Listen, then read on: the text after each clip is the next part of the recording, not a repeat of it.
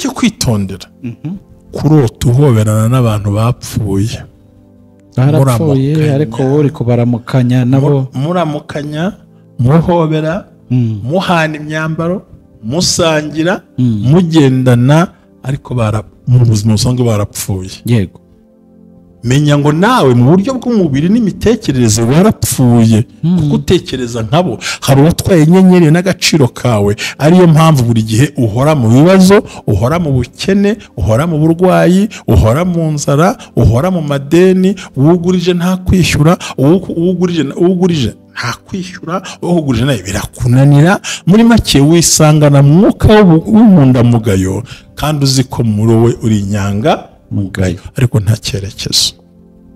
Nawe niturengere pe kuko wahoberanye nawe. Sinzi unyumvise ariko ndi kukumva cyane, ndi kuvuga ngo agaciro kawe karajyanwa. Icyambere umuntu wapfuye hashyinguye nta migambi nta nama. Noneho rwose ubuganira n'abantu batakiriho. Nimva hano abantu babyeyi njya nganiriza abantu bapfakazi n'abandi bantu. Umuntu akaruta asamba n'umugabo wapfuye cyane umugore wasamba ngo yasuye ngo tugire ibihe byiza. Ntago bikunda, ntahari. Ahubwo menya ngo agaciro, icyubahiro, imbaraga n'ibyiza nari mfite hari undi muntu uri kwikoresha behind, uri ku ruhande utanasobanukiwe ariko arahari byo. So ugomba no kuba maso kugira ngo icyo kintu gitsinde ukimenyekane. Kubona gutwa ikindi mbona cyerekana ko uri mutwaro w'agaciro kawe ni ukubona umuntu witabye Imana muri mwambarana imyambaro cyangwa gutwara imyambaro. Ntakiriho ariko uri kubona ari kwambara imyenda yawe. Ibyo ni ukubyitondera ukamenya. Ikindi kurota ubona uziritse amaboko cyangwa amaguru, slave. Uri umucakara uziritswe amaboko amaguru se, ushobora kuba uzize pati imwe, ushobora kuba uzize igituza ariko iyo uyibonyeho umunyururu n'umugozi menya nawe ngo hari amasezerano yawe arimo atwarwa. Abantu barimo barakoresha agaciro kawe, barimo barakoresha izina ryawe, barimo barakoresha kandi ntubimenye ukicara gusa mu mwijima ariko ko abantu bagutwaye ko babikoresha iki. Ubundi bino bintu babitwarisha ibintu bitatu. Icyambere ni ikiganiro mwagiranye, kabiri ni impano baguhaye utabanje kuyisengera ngo uyimenye, gatatu bakoresha icyo twita iyerekwa ryawe bababwiye. Bakoresha ibyiza byakakugera ariko hariho n'ubwo aterwa ngewe ni mukuru wanjye ndamuzi ntazishyura banki muyamwime. Arubwo ati nzakwishingira agera ku mutanyo kwa notera akabyanga. Koresha inyenyeri yo kwambura ibyaha. Bituma wizera batakwiye kwizera ugaha agaciro atagakwiriye. Ugomba rero kuba maso ukirinda kugira ngo ubashe gutsinda. Nyamara izo ziraryoshye cyane, ni zimwe umuntu agomba kwitondamo. Hallelujah, hallelujah, hallelujah, hallelujah.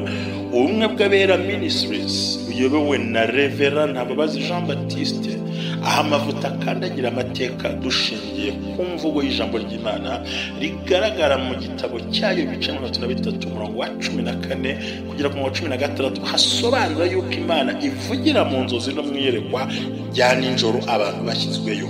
Bityo abaho umugambi wo gusobanura kugira ngo udatesha agaciro inzozi zawe.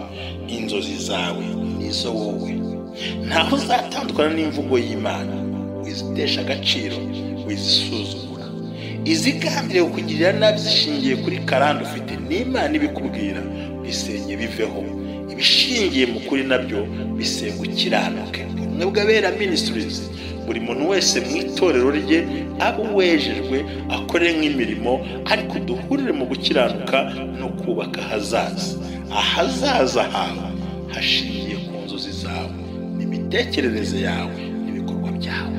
Uruw'agaciro, uriwe kandi uriwe n'Imana izubakiraho amateka adasanzwe. Ubumwe bw'Abera Ministries umuntu arisanzura akamenya yuko Imana iri mu ruhande rwe. Shalom shalom. Gusuje ngo ikaze ni ku Bumwe bw'Abera Ministries, amavuta akandagira amateka ubuzima bugahinduka. Amazina yanjye nitwa Jerry. Turakomeje n'ubundi uyu munsi tugiye kongera turebe inzozi.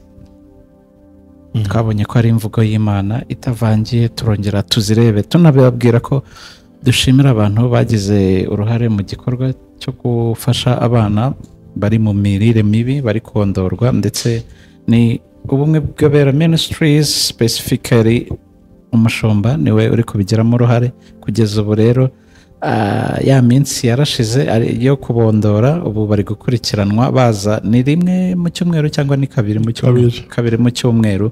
Yego, ni igikorwa kiba kitoroshye, kiba gisaba ubushobozi, kiba gisaba imbaraga z'amafaranga kugira ngo babashe kubonerwa indyo yuzuye igizwe na bya bindi byose nk'uko twabyize. Nyine indyo iba igomba kuba yuzuye kugira ngo umwana agire igihagararo, imitekerereze ndetse n'igikuriro, byose birajyana no mu mitekerereze ndetse n'igihagararo, ibintu bigenda neza. Mushumba, ndakwakiriye cyane, meze neza? Urakoze cyane, Imana iguhe umugisha Jerry, urakoze cyane. Data mu ijuru akwishimire, kandi ndibwira ko Yesu ari mu ruhande rwacu. Amen. Yego, ni byiza cyane. Reka tugaruke noneho inzozi z'uyu munsi. Ndacyari stile mu gusubiza abantu bambajije kuko ndashaka ko kuwa kabiri nzatangira inzozi nshyashya, ariko mbanje gusubiza abambajije, abantu bavuyemo umwenda, ariko hari abandi busigaremo. Yego, ntacyo, ubwo bagiriwe amahirwe yo kugira ngo bavemo umwenda, nta kibazo. Ni ukuvuga rero ngo ndashaka gusubiza abantu bose bambajije. Arambaza ati ariko se ni gute wamenya ko twari dushingiye kuri ibintu dusobanura bya muri amasesho y'icyumweru twakoze, tuvuga ku gusenya ibicaniro, kuri karande, ku bintu byose. Amwe twavuze ko umuntu aba akoresha inyenyeri, yamase inyenyeri n'iki, ati dusobanurire uyu muntu we ni umuntu umwe. Umva n'ukuntu baba nabihaye agaciro, ariko bikagaragara neza ko nubwo ari umuntu umwe ahagarariye abandi bantu benshi. Biba ari byiza akavuga ati by'ukuri, ati ngiye kugira ngo bishobokere ndagira ngo munsobanurire ni izihe nzozi cyangwa niyo bimenyetso byakwereka yuko hari umuntu ukoresha ibyawe, wagutwaye icyubahiro cyawe, wagutwaye akazi kawe, cyangwa ugiye gutwara ibyakabaye ibyawe. Your destiny, your glory, akwiba ibyo bintu byawe. Ati umuntu yabisobanuye gute mu nzozi? Ni izihe nzozi narota nkamenya neza ko ndimo ntwarwa ibyanjye ntabizi? Kandi koko ugasaba hakarongora undi, ukagura inzu ugatwikabwamo n'undi ukayivamo. Nuvuga ngo icyo gihe ni ibintu bikomeye. Icya mbere ukwiye kumenya ngo ni gute wamenya ko umuntu ari gukoresha ibyakabaye ibyawe cyangwa azakoresha ibyakabaye ibyawe. Icya mbere ugomba kwitonda ugasobanukirwa, ni amagambo menshi cyane inzozi ushobora kurota. Rero ndamushubije, Imana imuhe umugisha, ari mu gihugu cya Finland, ngira ngo n'abandi bose bagiye kubyumviraho. Nyaboneka ukumva izi nzozi, jya umenya ngo amahirwe yagiye kunshika, ndakora iki kugira ngo nyagarure. Cyane cyane ko muri ikiganiro ngiye nakibahaye ku cyumweru.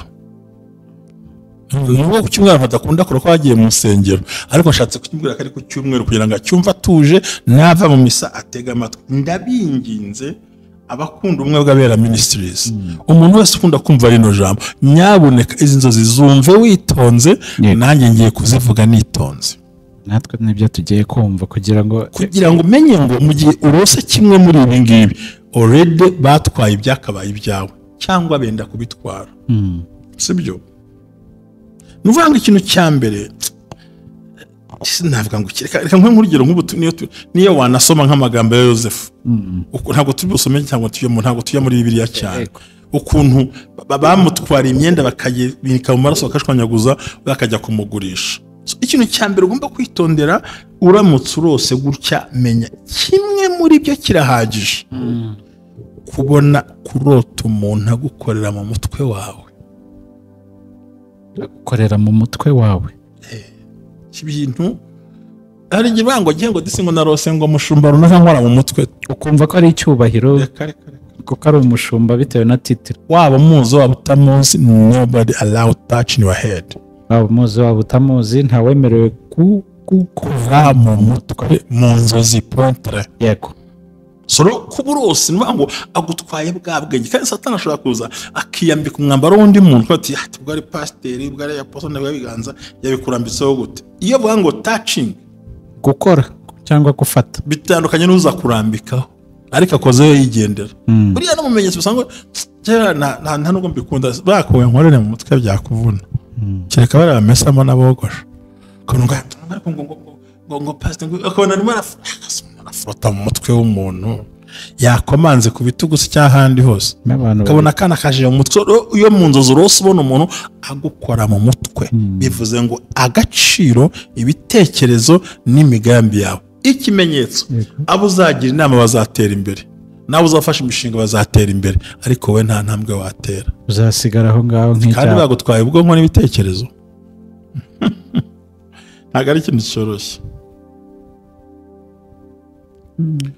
kurota umuntu agukata umusatsi agutwaye icyubahiro agutwaye agaciro agutwaye uwa destiny cyerekezo hanyuma nzi gusobanura kugira ngo uwo muvandimwe abyumve n'abandi batuye i Burundi abatuye mu Rwanda hari rero mukundi izo nyaboneka nabonye uvuga inzara ko abantu bashiduka ariko ikigenegeza ko ahubwo imbere yo nakwirinda aho rose menya ko ukwiye gusaba Imana ngo Mana garura ibyanjye byarajyamo kurota bakogosha bakumwa umusatsi yego cyo bita kumwa umushatsi kwimosha kumnyora kwimosha no kujya kwiyogoshesha yego noneho umuntu akumwoye akumwa mu Kirundi ni Kirundi pe urimosha aramwa turamwa baramwa nuko twakomeje turi muri guso subira ngo icyo gihe umuntu makogosha yakoresha umukasi yakataho gake yakoresha tondeze uri muri salon de coiffure apfa ko wakoze ku mutwe wawe menya ngo agaciro kanje n'icyubahiro harundi cyera bakoreshaga icupa n'isabune abakorose barabizi abi Kigali ntabyo bamenya n'ugambe n'icyo umenya ko umuntu gutwara icyubahiro n'agaciro kawe ukwiye gusenga Imana kugira ngo bikurinde nizanzo zerekana ko hari umuntu watwaye ibyawe cyangwa yenda kubijyana iya gatatu ni ukurota ugenda wambaye ubusa buri ikindi kintu wambaye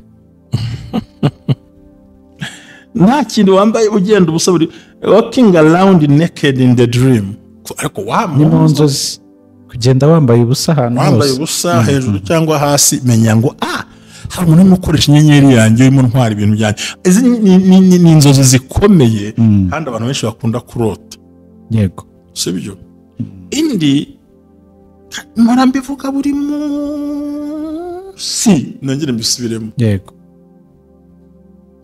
kurota ukora imibonano mpuzabitsina mu nzozi simvuze uwo muhwanyije isano simvuze uwo mudahwanyije isano simvuze uwo muhwanyije sexe simvuze n'uwo mudahwanije simvuze abapfuye byonyine ni ibyo bintu gusa kubirota sexual intercourse in the dream imibonano mpuzabitsina mu nzozi menya ngo your glory cyangwa icyubahiro cye n'agaciro kawe birimo birakoreshwa n'undi muntu ku ruhande ugiye guhagura senga abaruzi bakwatatse nta hantu uri mujye ana yanjye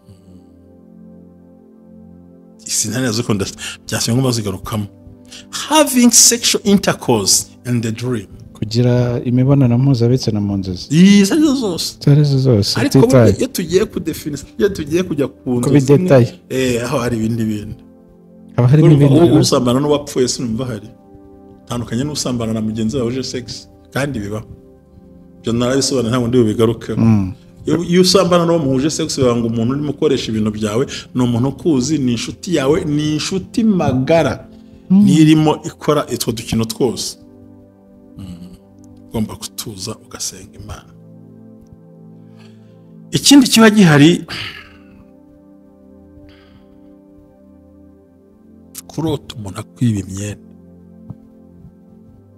mu nzozi akakwiba imyenda akayawe akayijyana sha ukore akayijyana yavuze ngo urumva bavuze ngo akwibye amasezerano n'amahirwe yawe ugomba kugira ubwenge ntabwo nshaka gutinda nshaka kuzivuga imwe muri zo si ngombwa ko zaba ari zo ntabwo waba uri muzima wawe yego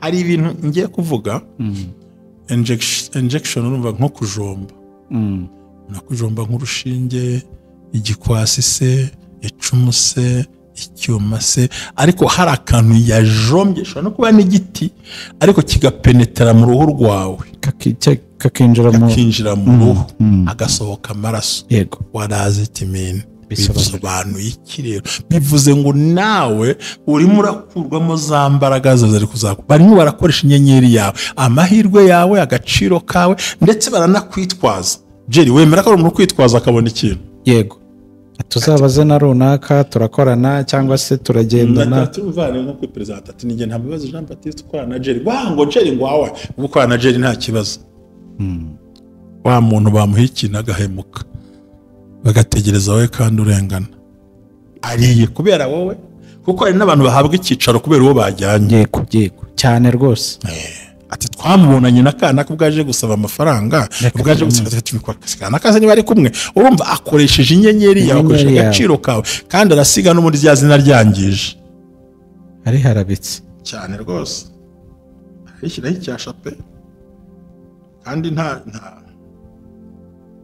hanyuma izina turacyavuga twerekana ngo ko umuntu arimo akoresha turimo gusobanura ukuntu umuntu ajyana izina ryawe akakurishisha kandi yarangiza ntanashyire mu bikorwa icyo yasabye bakabatese nawe bantu n'abarya bameze kuriya bivuga ngo we ntiyari kubona ikintu ariko aciye ku wundi muntu bigakunda yitwaje ni ukurota ugenda wambaye ibirenge bisa mu nzira ziri nk'abagenzi ibirenge gusa mu nzira zirimo abagenzi abantu bagushungereye kandi utabasha kugenda biravuze ngo nta butumwa bwiza ufite ubwawe baragutwariye inkweto zaragiye icyo ni ikintu cyo kwize gutekereza umuntu urota akabisobanukirwa ikindi bita mu cyongereza ngo ni aimless I think it's like a aimless visiting a marketplace ninga nashaka ikintu ngo mbigenekereze ni nko gutembera mu isoko nta ntego ufite kugenda gutyo ugenda aimless none udafite icyerekezo cyangwa gahunda nta gahunda ufite ni aimless visiting marketplace kugenda mu isoko nta gahunda uhafite tega byita mayibobo ngo no kuzerera n'uruzerero nyine abandi bari gucuruza abandi bari guhaha abandi bari kuvunjisha uri muragenda haraho kuzerera mu isoko nta ntego ufitiye kujyanye nta giye gwaho nyine uri mu ruzerero bari ngo barakora barahaha abandi baratunda abandi baracuruza uri murazenguruka urabaza ibiciro so without aim nta kintu ufite nta gahunda ufite ukibona uri mu isoko nta nicyo ugiye guhaha nicyo ubonye ukibona uhagaze uzerera burimo so means ngo iki agaciro kawe n'uburiwe hari abantu barimo babikoresha ku ruhande yego kandi biba biri gukorwa byo reka burya nuko kumwe bw'abera ministries ntakunda gusobanura ibintu bijyanye n'imbaraga z'imyuka mibi mu buryo bwo hejuru ariko buriya reka unyemerere tuzabategurira ikiganiro tuzakitegure imbaraga ebyiri zikorera mu isi kizamara iminota myinshi cyo sobanure ku mbaraga z'abadayimoni mbabwire ko na kera bajyaga banywana amaraso abantu bajya babyumva kugira ngo babihuze kandi buri gihugu kigira umuco kandi ushingira ku bindi bintu so rero urumva ahangaha umuntu afite umwuka w'uruzerero kandi bagakoresha ibimenyetso bifatika bagakoresha amatungo mu gutwara ibintu by'abantu ry'ibara rimwe n'ibindi bisa nk'ibyo ngibyo so rero kubona uri muzenguruka yumva aimless visiting marketplace cyangwa uri muri za shop za supermarket zabita ngo ni za mazu manini cyane shopping mall zirimo ukaruko umuntu agenda nta gahunda nta cyerekezo uri murazerera mu nzozi so means mengo wari ufite agaciro ku ugiye kureba kuko wagiye mu isoko ririmo ibintu ariko nta gahunda ufite bivuze ngo hari umwuka wagutwaye ibintu byawe utwarwa amahirwe yawe bityo unagakubasha kugera ku cyo wifuza kandi cyari gihari so bisobanura ukwiye gusenga Imana kugira ngo ibyo bintu bigaruke kandi bigende neza yego ankurikiye ndakukurikiye cyane ubu ndimo ndaganiza bano bantu ikindi cyo kwitondera kurota uhoberana n'abantu bapfuye barapfuye ariko wowe uri kubaramukanya nabo muramukanya muhobera muhana imyambaro musangira mugendana ariko mu buzima busanzwe barapfuye yego menya ngo nawe mu buryo bw'umubiri n'imitekerereze warapfuye kuko utekereza nkabo. Hari uwatwaye inyenyeri n'agaciro kawe, ariyo mpamvu buri gihe uhora mu bibazo, uhora mu bukene, uhora mu burwayi, uhora mu nzara, uhora mu madeni. Uwugurije nta kwishyura, uwugurije nta kwishyura, uhugurije nawe birakunanira. Muri make wisangana mwuka w'umundamugayo kandi uzi ko muri wowe uri inyanga mugayo ariko nta cyerekezo. we niturengere pe kuko wahoberanye nawe. Sinzi n'unyumvise ariko ndi kukumva cyane, ndi kuvuga agaciro kawe karajyanwe. Icyambere umuntu wapfuye hashyinguye nta migambi nta nama. Noneho rwose ubuganira n'abantu batakiriho. Ni nk'abantu b'ababyeyi njya nganiriza, abantu b'abapfakazi n'abandi bantu. Umuntu akaruta asamba n'umugabo wapfuye cyangwa umugore wasamba ngo yasuye ngo tugire ibihe byiza. Ntago bikunda, ntahari. Ahubwo menya ngo agaciro, icyubahiro, imbaraga n'ibyiza nari mfite hari undi muntu uri kubikoresha behind, uri ku ruhande utanasobanukiwe ariko arahari byo. So ugomba no kuba maso kugira ngo icyo kintu gitsinde ukimenyekana. Kubona gutwa ikindi mbona cyerekana ko uri mutwaro w'agaciro kawe ni ukubona umuntu witabye Imana muri mwambarana imyambaro cyangwa gutwara imyambaro. Kiriho ariko uri kubona ari kwambara imyenda yawe. Ibyo ni ukubyitondera ukamenya. Ikindi kurota ubona uziritse amaboko cyangwa amaguru, slave. Uri umucakara uziritswe amaboko amaguru se, ushobora kubuzize pati imwe, ushobora kubuzize igituza, ariko iyo uyibonyeho umunyururu n'umugozi menya nawe ngo hari amasezerano yawe arimo atwarwa. Abantu barimo barakoresha agaciro kawe, barimo barakoresha izina ryawe, barimo barakoresha kandi ntubimenye ukicara gusa mu mwijima ariko ko umuntu bagutwaye ko babikoresha iki. Ubundi bino bintu babitwarisha ibintu bitatu. Icyambere ni ikiganiro mwagiranye, kabiri ni impano baguhaye utanje kuyisengera ngo uyimenye, gatatu bakoresha icyo twita iyerekwa ryawe bababwiye. Bakoresha ibyiza byakakugera ariko hariho n'ubwo aterwa ngewe ni mukuru wanjye ndamuzi ntazishyura banki muyamwime. Hari n'ubwo ati nzakwishingira agera ku notanyo kwa noteri akabyanga. Koresha inyenyeri yawe kwambura ibyaha, bituma wizera batakwiye kwizera, ugaha agaciro batagakwiriye. Ugomba rero kuba maso ukirinda kugira ngo ubashe gutsinda. Nyamara inzozi ziraryoshye cyane, ni zimwe umuntu agomba kwitondamo. Yego. Ikindi kurota umuntu agushyiraho plante urayumva. Twabonye kogosha, gukora mu mutwe kogosha, noneho kubona umuntu yongeraho ya misatsi bajya bongeraho y'ama plante, abantu babashyiraho menshi bari mu mutwe batusha. Ni ukuvuga ngo wari ufite hari ibintu byo bagiye kongeraho, kandi ibyo wongereho bitesha agaciro n'umusatsi imbere.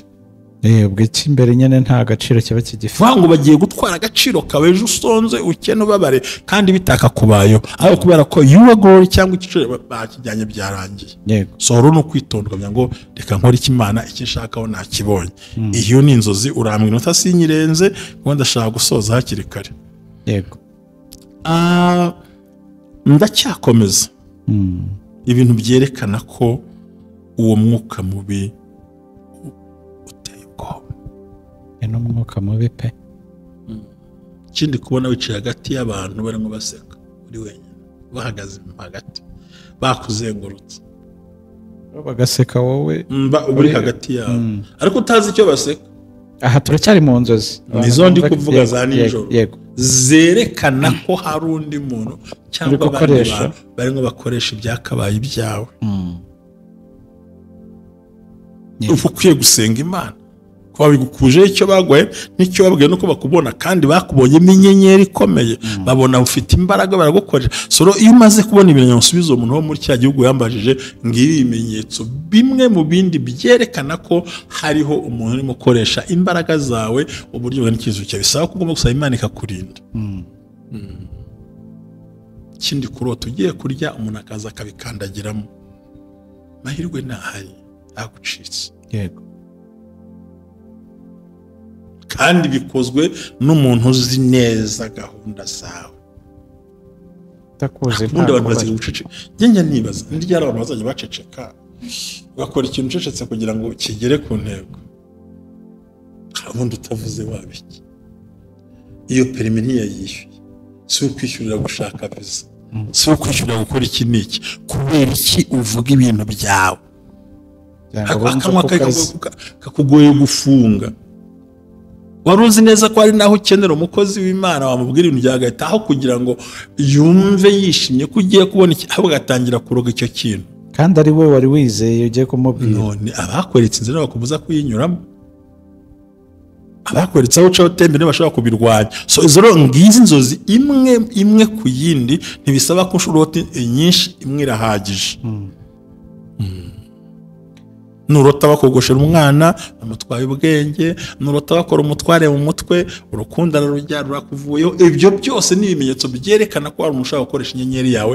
Ariko tuzabagaruza iki? Tubigaruza ibintu bitatu: no gusenga, kwihana, no gutanga igitambo. Narabibabwiye, ushaka umushumba wizeye umugereho wo gusengera, mfanya gusengere, reka myitura ubikore, gutyo Imana izakubohora. Yego, wumva wizeye wabwira gufasha ukava muri uwo mugozi. Ikindi ukagira ubwenge, ukamenya kwibera, menyera kubaho wumva nta muntu mubangamiranye. Baho mu buzima, ubundi ntuzabura abakubangamira, ariko ubibaho umwanya gusa. Rego ushobora kumbangamira, sinkubangamira bigafata zero. ubizi kandi unabibona ko akubangamiye. Uzambangamira kangahe? Uzi kurwana n'utakurwanya, uzi gusetsa udaseka, uzi kurakaza utarakara, uzi kubeshyera wemeye ko wamubeshyera akabona kintu uri kwikoza ubusa. Kwa mugani wanuze nko kwandika bashakuje mu isoko, cye nkukuza kumwe ngo mukana karanyanga, numva ari indirimbo yaharutse, ubwo hatanyanga yakora iki? Nakayamvuze takuvuze ze, ahubwo se undi yabona kahe kazi? Yavuye yakoze inshingano ze. Izanjye no kudatwarwa n'ibyo yavuze, izanjye no kudatsindwa no cyambere. Waje ngufunga umuhanda ubuze gufata tagisi ngo ngende, ntiwafunze umuhanda, imihanda iracyaharuye ndabasha kugenda. Rero sinzakererezwa n'amagambo y'umuntu n'imvugo y'umuntu, sinzakererezwa n'imitekerereze y'umuntu ufite uko atekereza, ahubwo nzahora amenya ngo Yesu ari mu ruhande. Yego, hawe nzemera hakoresha inyenyeri yanjye, habwo umugisha Imana mu izina rya Yesu. ndagushimiye cyane mushumba. Amen. Amen.